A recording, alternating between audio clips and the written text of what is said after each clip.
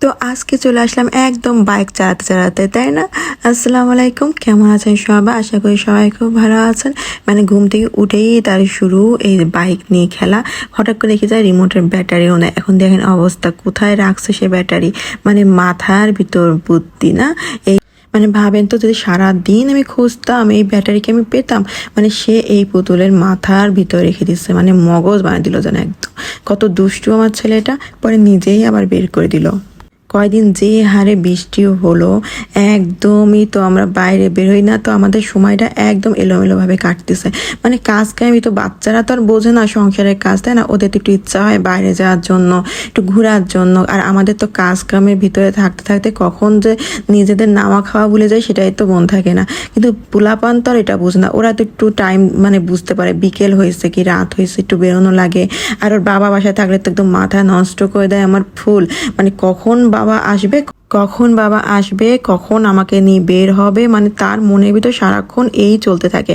আর বাইরে যাওয়ার জন্য তো আচ্ছা বাচ্চারা একটু করবেই তো না, বাবা মার সাথে সব বাহানা। সারা জীবন কি আর একরকম থাকে বলেন তো? মানে বড় হয়ে গেলে তখন ডেকেও তাদেরকে সময় পাবো না, তখন তারা তাদের পড়াশোনা, মোবাইল সব কিছু নিয়ে হয়ে যায় ব্যস্ত। তখন আমাদের মন খারাপ করলে তখন কেমন লাগবে বলেন তো? তো এখানে হচ্ছে রান্না, আমি তো মাঝে মাঝে ভাবি যে সময়টা আমি একদম ধরে রাখি, কারণ এই যে ছোটবেলার যে বাচ্চা কাচ্চা নিয়ে যেটা সময় না, এটা যেন মানে কেমন করে চলে যায়। এখন যেমন আমরা বড় হয়েছি, আমাদের বুদ্ধিতে আমরা এখন চলি সব কিছু, কিন্তু মাঝে মধ্যে আমার মা গল্প করে, তোরা এই বর্ষাকালে ছোট ছিলি তো, সব আমার খেতার নিচে ঘুমায় থাকতি, ছোট ছোট সব বাচ্চা কাচ্চা ছিল আমার। মানে এই কথাগুলো যখন বলে তার চোখটা এমনিতেই ভিজে যায়। মানে তখন আমাদের ছোটবেলার গল্পগুলো করতে থাকে, মানে ভাবে তার বাচ্চারা এখন সব বড় হয়ে গেছে, কেউ তার কাছে থাকে না, তার সাথে সময় দেয় না, আগের মতো সে দিনগুলো পায় না।